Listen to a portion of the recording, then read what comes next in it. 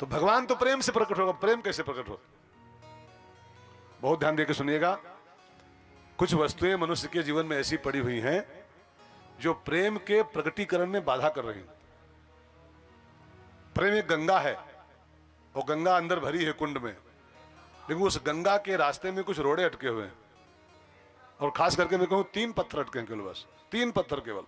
3 पत्थर हटा दो, उठा के मंगा के क्रेन मंगाओ, 3 पत्थर हटा दो आगे जो पड़े हैं, तो आपके जीवन में प्रेम की गंगा प्रकट हो जाएगी।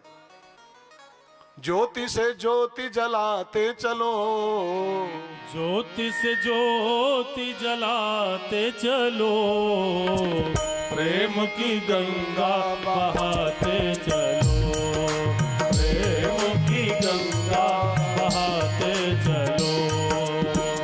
आए जो राह में दीन दुखी, आए जो राह में दीन दुखी, सबको गले से लगाते चलो, सबको गले से लगाते चलो। ज्योति से ज्योति जलाते चलो, ज्योति से ज्योति जलाते चलो, प्रेम की गंगा बहाते चलो, प्रेम की गंगा बहाते चलो। प्रेम का झरना फूटना चाहता है अंदर से, प्रेम प्रकट होने के लिए लालायित अंदर से है, लेकिन प्रेम की गंगा के रास्ते में 3 रोड़े पड़े हुए हैं। इसलिए हम प्रेम से वंचित हैं, और प्रेम से वंचित हैं इसलिए परमात्मा से वंचित। इसको नोट करिए जीवन में, प्रेम जब तक नहीं प्रकट होगा परमात्मा नहीं मिलेगा। प्रेम ते प्रकट होए, प्रेम ते। और एक बात कह दूं, आपको थोड़ा सुनने में कड़वा लगेगा, पूजा ते प्रकट होए ये कहीं लिखा नहीं है।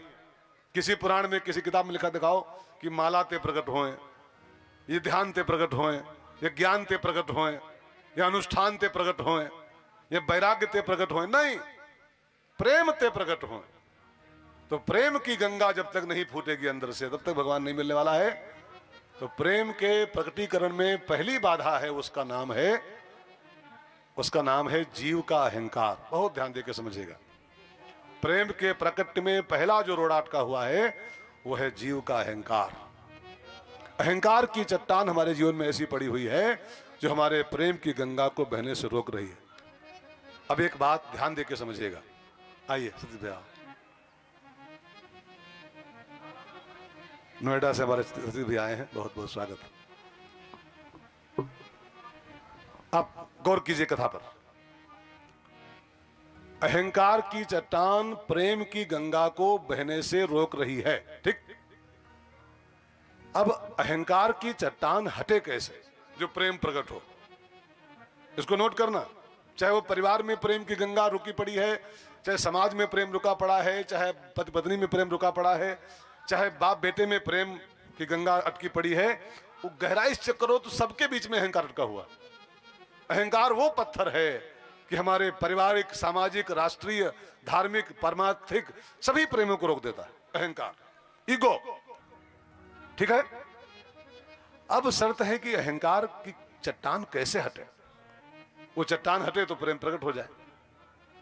तो जरा मैं आपको रामायण से जोड़ूं 2 मिनट, रामायण की कथा से। रामायण में एक चट्टान पड़ी हुई थी। जब राम जी जा रहे थे वो जनकपुर के लिए, तो रास्ते में चट्टान पड़ी हुई थी, है ना। कौन सी चट्टान? एक पत्थर पड़ा हुआ था रास्ते में, है ना। अब वो पत्थर कैसे हटा मालूम? वो चट्टान कैसे हटी? तो लिखा है वो चट्टान जो पड़ी थी अहिल्या के रूप में, अहिल्या की रूपी चट्टान, और राम जी के चरण धूलि लगी तो हट गई, वो प्रकट हो गई। वो चट्टान गल गई, पिघल गई। तो इसका मतलब क्या है कि जो चट्टान अटकी है हमारे जीवन में, अहंकार का पत्थर अटका हुआ है जो प्रेम की धारा को रोके हुए है, राम जी के चरणों की धूल उस चट्टान में लग जाएगा, अहंकार में, हमारे अहंकार के पर्वत में। तो गोस्वामी जी रामायण में कहते हैं, पर सत पद पावन, राम जी के पवित्र चरणों का स्पर्श पाते ही, पर सत पद पावन शोक न सावन, प्रगट भई तप पुंज सही। पर सत पद पावन शोक न सावन, प्रगट भई तप पुंज सही।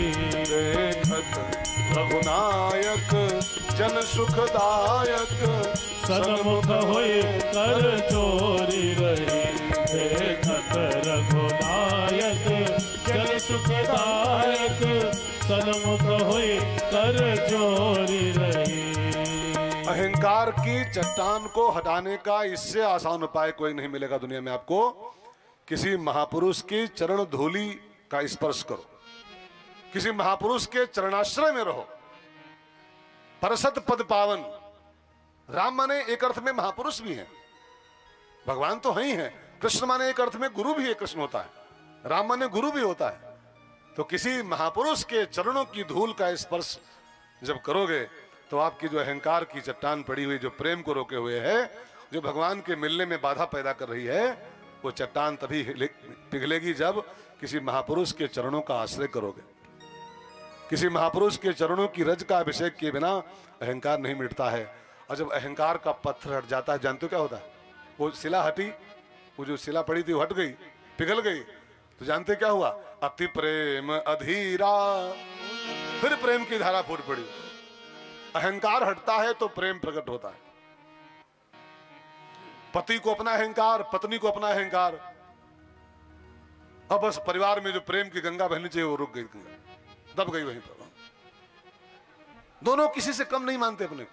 मैं एक कथा में था, मेरठ में कथा हो रही थी मेरे, और पति पत्नी दोनों खूब मगरूर, एक नंबर के घमंडी। उस दिन कथा थी कुंभकर्ण भाई साहब की, और कुंभकर्ण को अहंकार का पर्याय माना गया रामायण में, अहंकार का प्रतीक। तो मैंने उसी की व्याख्या खूब ढंग से किया कि कुंभकर्ण अहंकार का प्रतीक है। इसका जरा विश्लेषण ढंग से किया। तो जब कथा पूरी हो गई ना, तो वो जो आयोजक था, वो कथा कराने वाला लड़का, वो हमको गाड़ी तक ले गया, कार खड़ी थी बाहर। कहा गुरुजी तुम रुको, वो कुंभकर्ण साहब आ लें, जरा प्रसाद बांट रहे हैं। वो बीवी को बोला कुंभकर्ण है, अपने बीवी को बोला। मैंने उसका मंतव्य था कि आपने व्याख्या किया है कुंभकर्ण की, आज अहंकार का प्रतीक है। हमारी जो मैडम है साक्षात कुंभकर्ण है, अहंकार की मूर्ति है वो। तनिक वाले फिर चलते हैं। अब जानते हैं क्या मैंने देखा? वो ज्यों आई मैडम, वो तो आते आते उसने पहला गोला दागा, अपने पति से बोली कथा आज की सुने हो? तो बोला सुने तो हैं।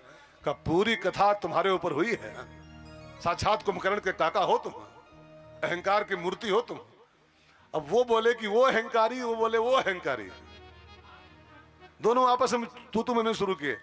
तो हमने कहा कि राम और कुंभकर्ण का संग्राम तुमने देखा था रामायण में, लेकिन कुंभकर्ण लड़ रहे हैं आपस में, ये पहली बार देख रहा हूं मैं, पहली बार। तो हमारे जीवन की प्रेम की गंगा को कौन रोके है? हमारा अहंकार। अहंकार की चट्टान बीच में अटकी हुई है, वो कैसे पिघलेगी? जब परसत पद पावन, किसी महापुरुष के चरणों का आश्रय करोगे तो आपका अहंकार गल जाएगा। अहंकार जब गलेगा तब प्रेम की धारा फूटेगी, और जब प्रेम प्रकट होगा तब भगवान के प्राकट्य का रास्ता मिलेगा। ठीक है ना? रासलीला में जो आप कथा सुन रहे हो, अभी इसमें आगे प्रसंग आएगा, कल परसों में आएगा, कि गोपियों को भगवान मिल चुके थे। ठीक है ना? रास शुरू हो गया था, तनिक अहंकार गोपियों को आगे बीच में।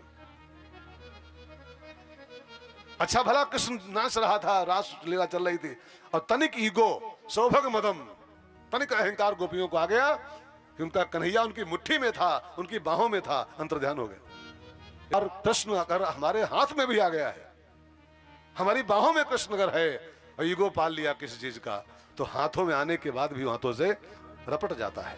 अहंकार भगवान से हमको दूर कर देता है, अहंकार रास को भंग कर देता है हमारे। सो भाई बहनों, अहंकार से बचो। अच्छा एक बात और जान लो, एक मैंने किताब पढ़ी थी, उसमें लिखा था अहंकार 7 चीजों का होता है। अहंकार वो रोड़ा है जो हमारे प्रेम की गंगा को दबाए हुए है, रास में बाधा बना हुआ है, रासलीला में। लेकिन अहंकार होता किस चीजों का है? तो संतों ने कहा अहंकार 7 चीजों का होता है। जरा इसको बिल्कुल बी नोटेड, पॉइंटों को नोट करो। अहंकार 7 वस्तुओं का होता है अक्सर इंसान को, अधिकतर। एक पहला अहंकार होता है विद्या का। विद्या का अहंकार बड़ा भयंकर होता है। अब बड़ी अटपटी बातें हैं, वैसे लिखा है सा विद्या या विमुक्त है, विद्या हमको मुक्त करती है, लेकिन विद्या का अहंकार आ जाए तो बंधन कर डालती।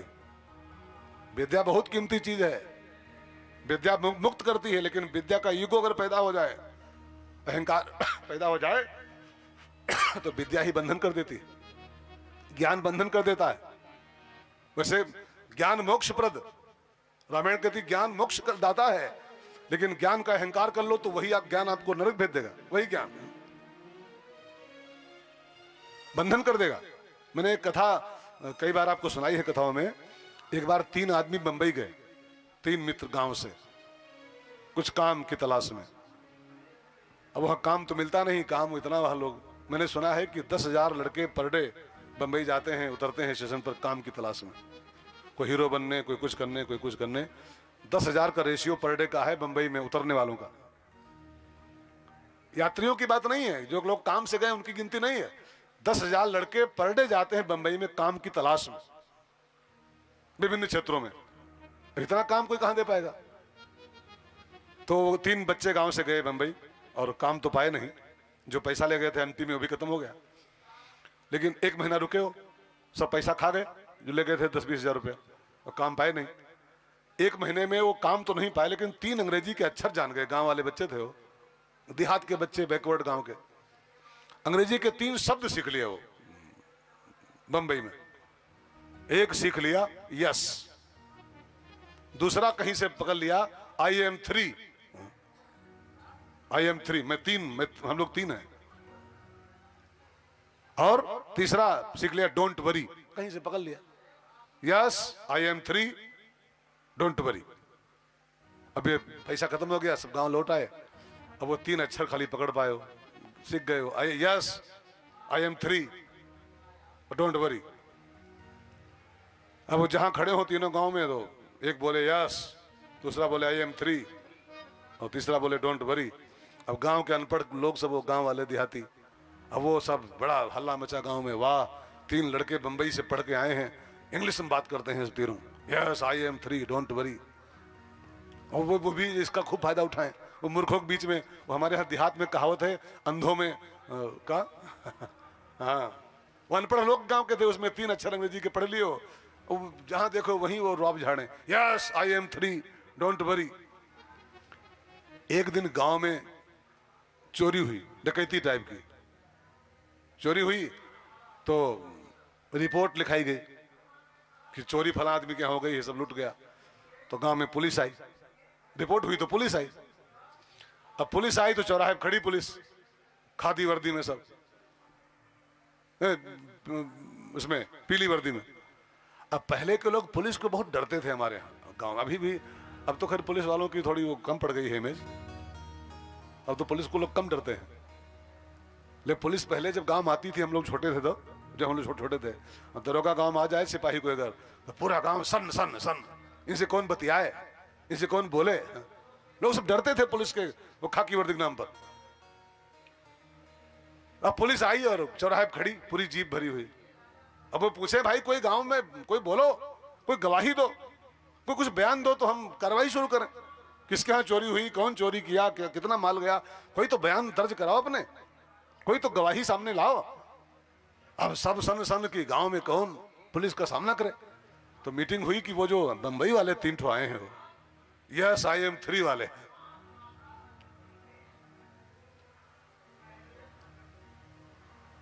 तो हुआ सब गांव उनके पास गया, पूरा गांव इकट्ठा धीरे से, भाई साहब पुलिस आई है और आपके बिना उस पुलिस से कोई बतिया नहीं पाएगा। दरोगा जी आए हैं, आप लोग अंग्रेजी पढ़ के आए हो बंबई से, आप लोग चलो बात करो, पुलिस से बातचीत करना है, हम लोग डर रहे हैं, yes I am 3 don't worry. अब वो पूरा गांव को लगा कि चलो कोई तो मिला सहारा देने वाला, पुलिस से बात करने वाला। वो पूरा गांव तीनों को घेर लिया, मैंने खुशी के मारे कि चलो बताओ पुलिस से। और पूरा गांव पीछे पीछे ऐसे गुलदारा बना करके, और वो 3 आगे आगे, yes I am 3 don't worry करते हुए। तो दरोगा जी को लगा, जो पुलिस वाले थे उनको लगा, लगता यही तीनों चोर होंगे। उनको शंका ये हुई कि पूरा गांव घेरे इनको आ रहा है, ऐसे यूं गोल में लिए हुए है पूरा गांव, यही चोर होंगे, गांव वाले पकड़े होंगे, तो वही घेर के ला रहे हैं। तो दरोगा जी उनके जो आए वो तीनों, दरोगा ने सवाल पूछा, क्या चोरी आपने की है? तो उनको तो कुछ आते नहीं था, वो खाली 3 अक्षर पढ़े थे। तो पहला बोला यस यस। दरोगा जी ने कहा नोट करो, ये कबूल कर रहे हैं। कहा तुम लोग कितने आदमी थे गिरोह में? कहा वी आर 3, हम तो 3 लोग थे। कहा 3 तो है। कहा जानते हो तुम्हारी जेल हो जाएगी। कहा डोंट वरी। तो बांधो, ले चलो इनको, बांधो। और तो तीनों बांध के अंदर कर दिए गए। ये कथा मुझे क्यों कहना पड़ा है? विद्या अच्छी चीज है, विद्या मोक्ष देती है, लेकिन विद्या का अहंकार पाल लो, yes we are 3 don't worry, तो वही विद्या आपका नरक कर देगी, बंधन कर देगी। तो पहला बंधन का कारण है, अहंकार का कारण है विद्या। विद्यावान होना बहुत बुरी चीज नहीं है, लेकिन मैं विद्यावान हूं, मैं विद्वान हूं, मैं ज्ञानी हूं, इस बात का अहंकार बड़ा घातक होता है। शंकराचार्य के ऐसा विद्वान कहता है मंत्रहीनम क्रियाहीनम भक्तिहीनम जनार्दना। और हम लोग 2 अक्षर क्या पढ़ लेते हैं, जानते हो मैं शास्त्री जी हूं, मैं आचार्य जी हूं, फलाना जी हूं। शास्त्री आचार्य करना नहीं बुरा है, इसका अहंकार पालना बहुत बुरा होता, बहुत बुरा होता। तो अहंकार का पहला कारण है विद्या। ध्यान देकर सुनिएगा, अहंकार रोड़ा है जो हमारे प्रेम की धारा को रोके हुए है, और प्रेम नहीं तो परमात्मा नहीं। तो अहंकार 7 वस्तुओं का होता है। पहली वस्तु विद्या। दूसरी चीज का नाम होता है तप। तप तप और त्याग। अब कितने पावन शब्द हैं तप और त्याग, लेकिन कभी कभी तप का भी अहंकार हो जाता है, तप और त्याग का ईगो हो जाता है, तो सारा तपस्या और त्याग बेकार हो जाता है। वो आपने वो पढ़ा होगा, रोड पर लिखा होता है ना वो बोर्ड, सावधानी हटी दुर्घटना घटी। तपस्या अच्छी चीज है, त्याग अच्छी वस्तु है, लेकिन तनिक भी चूके तपस्या और त्याग में, तनिक अहंकार पाल लिए उसका, तो वही बंधन कर देगा, वही तपस्या आपका बंधन कर देगी, वही त्याग आपको बांध देगा। ठीक है, समझ के सुनना। तीसरी वस्तु का नाम है धन। धन का भी अहंकार होता है। लोग मान लेते हैं मेरे पास बहुत पैसा है, मेरे पास बहुत, जबकि सच्चाई यह है कि कुछ नहीं। क्यों कहता है मेरा मेरा, मेरे पास ये है, मेरे पास इतना है, मेरे पास उतना है। क्यों कहता है मेरा मेरा, ये दुनिया है रैन बसेरा। क्यों कहता है मेरा मेरा, ये दुनिया है रैन बसेरा।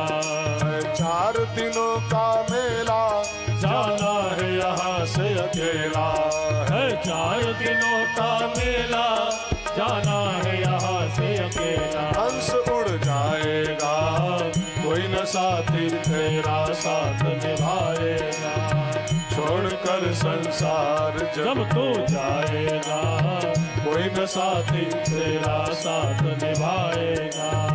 छोड़कर संसार जब तू जाएगा, कोई न साथी तेरा साथ निभाएगा। सच्चाई ये है कि मुट्ठी बांध के आए थे, हाथ पसार के जाएंगे, लेकिन फिर भी इंसान माने रहता है मेरे पास बड़ा पैसा है, मैं बड़ा पैसा वाला हूं, मेरा ससुरा बड़ा पैसा वाला। तो धन का अहंकार तीसरी। और चौथी चीज है जो जिसका अहंकार इंसान को होता है, वो है रूप का अहंकार होता है। सुंदरता के साथ है माइनस पॉइंट जुड़ा हुआ है। जिसकी भगवान थोड़ी चमड़ी सुंदर बना दी है, वही गोपाल लेता है। जानते हो चांदी जैसा रंग है मेरा, सोने जैसे बाल, एक मैं ही धनवान हूं गोरी, बाकी सब कंगाल। तनिक रूप भगवान दे देते हैं तो अहंकार पाल लेता है। रूप का अहंकार ये प्रेम प्रकट होने से रोक देता है। पांचवी चीज का नाम है बल। बल का भी अहंकार होता है। विद्या, तप, धन, रूप, बल। और छठी चीज का नाम है कुल। कभी कभी कुल गोत्र का अहंकार पैदा हो जाता है। मैं इतने बड़े कुल का में पैदा हुआ हूं, मेरा गोत्र ये है, मेरा खानदान ये है। कुल गोत्र का भी अहंकार हो जाता है। और 7वां अंतिम जो अहंकार का कारण है वो है शिष्य मंडल। शिष्य मंडल, जिस गुरु के शिष्यों का मंडल 400-500 हो जाता है ना, 400-500 चेला, 400-500 चेला बना पाए, जो 200-300 चेला, फिर बोलना शुरू कर, जानते हो मेरे 300 चेला हैं, वो कलेक्टर, वो डीएम, वो एसडीएम, वो सब मेरा चेले हैं, सब मेरा चेला है वो। कई लोग कहते मिलते, वो मंत्री तो मेरा चेला है, वो तो मेरा चेला है, वो एमएलए तो मेरा चेला है। शिष्य बनाना बुरा नहीं है, दीक्षा देना पाप नहीं है किसी को, लेकिन मेरा शिष्य मंडल है इतना बड़ा, मेरा चेला वो, मेरा चेला वो, मेरा चेला वो, तो शिष्य मंडल का भी अहंकार पैदा हो जाता है और फिर अच्छे अच्छे गुरुओं की मट्टी पलट जाती है, अहंकार उनको खा जाता है। तो 7 वस्तुओं का अहंकार इंसान को होता है और इंसान अहंकार वो पत्थर है जो इंसान के प्रेम की धारा को रोक देता है, और प्रेम नहीं तो परमात्मा नहीं, और परमात्मा नहीं तो रास कैसा होगा, रास कैसे हो पाएगा, ठीक है ना। तो ये अहंकार टूटे तो प्रेम प्रकट हो। प्रेम की धारा रुख को रोकने वाली पहली जो चट्टान है उसका नाम है अहंकार, ठीक है। और प्रेम की धारा को रोकने का जो दूसरा पत्थर पड़ा हुआ है, ये 3 पत्थर अटके हैं जो आपके प्रेम को नहीं प्रकट होने दे रहे हैं। और प्रेम प्रकट करो तो प्रेम ते प्रकट होए परमात्मा। प्रेम को प्रकट होने में जो दूसरा पत्थर अटका हुआ है उस पत्थर का नाम है अनृत। अनृत, अनृत मीन्स झूठ, असत्य।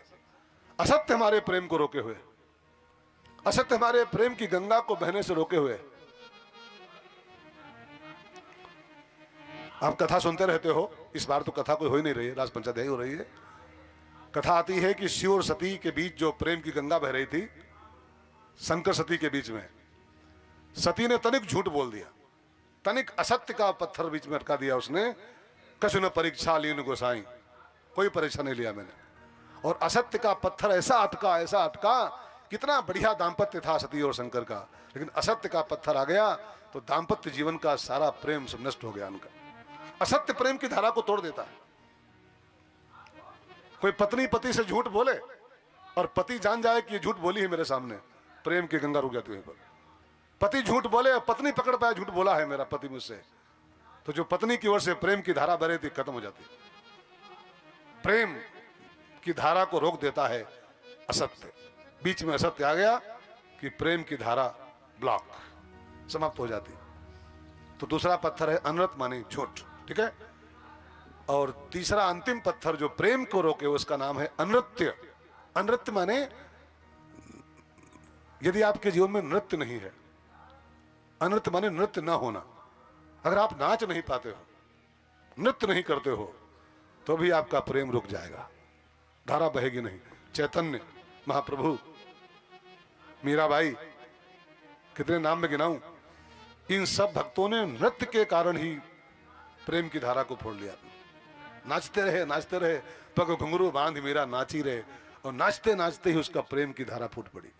हम आप नाच नहीं पा रहे हैं, ठीक से नाच नहीं पा रहे हैं, और नाचोगे नहीं। अनृत्य पत्थर है, अनंत रोड़ा है जो आपके प्रेम को रोक देगा। और प्रेम नहीं तो परमात्मा नहीं, परमात्मा नहीं,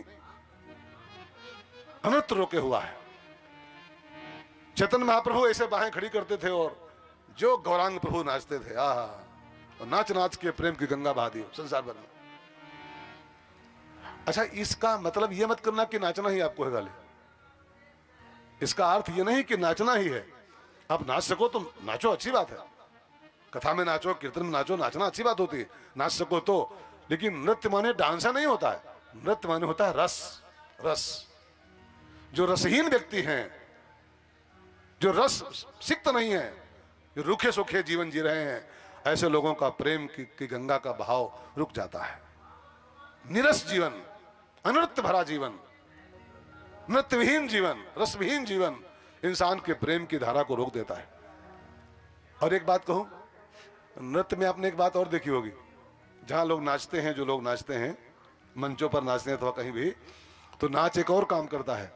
नर्तक के घुंघरू अपने आप टूट जाते हैं। ऐसा झूम के नाची आज कि घुंघरू टूट गए। वो तोड़ना नहीं पड़ता है, नाचते नाचते घुंघरू टूट जाते हैं। इसका मतलब क्या है कि जो कृष्ण के प्रेम में डांस करता है, नृत्य करता है, उसके विषय विकारों के घुंघरू, उसके विषय विकार, उसकी बुराइयां, उसके दुर्गुण के जो घुंघरू बंधे हुए हैं, अगर आप कृष्ण के प्रेम में नृत्य कर रहे हो तो आपको अपने विषय विकार तोड़ने नहीं पड़ेंगे, हटाने नहीं पड़ेंगे। अगर आप नाच रहे हो कृष्ण के प्रेम में खुल करके, झूम करके, तो ऐसा झूम के नाचिए आज, घुंघरू टूट गए, सारे विषय विकार सब खत्म हो जाते हैं जीवन में से।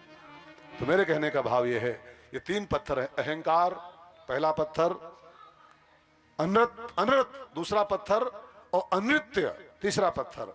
और ये 3 पत्थर हटा पाओ आप अपने जीवन में से, तो प्रेम की धारा फूट पड़ेगी, और प्रेम की धारा फूट पड़े तो परमात्मा कृष्ण प्रकट हो जाएंगे, आपकी बाहों में बाहें डाल देंगे और महारास का शुभारंभ हो जाएगा। तो ये रास के पहले की थोड़ी सी बात मुझे आपसे कहनी थी कि रास प्रेम के स्तर पर होता है। प्रेम हो जाए तो रास शुरू हो जाएगा, वृंदावन में पहुंच जाओगे आप। लेकिन प्रेम कैसे प्रकट हो, तो 3 बाधाएं उसकी हटाओ, अहंकार, अनृत और अनृत्य, तो प्रेम प्रकटेगा। और प्रेम प्रकट तो फिर भगवान की प्राप्ति हो जाएगी, रास का शुभारंभ हो जाएगा। तो आइए हम लोग ये रास के पहले की कुछ भूमिकाएं जो बना रहा हूं मैं, रास शुरू करना है मुझको प्रभु के साथ कथा में ही। तो आइए, रास से पहले भागवत में रास पंचाध्यायी शुरू हुई, उसके पहले 3 कथाएं आती हैं।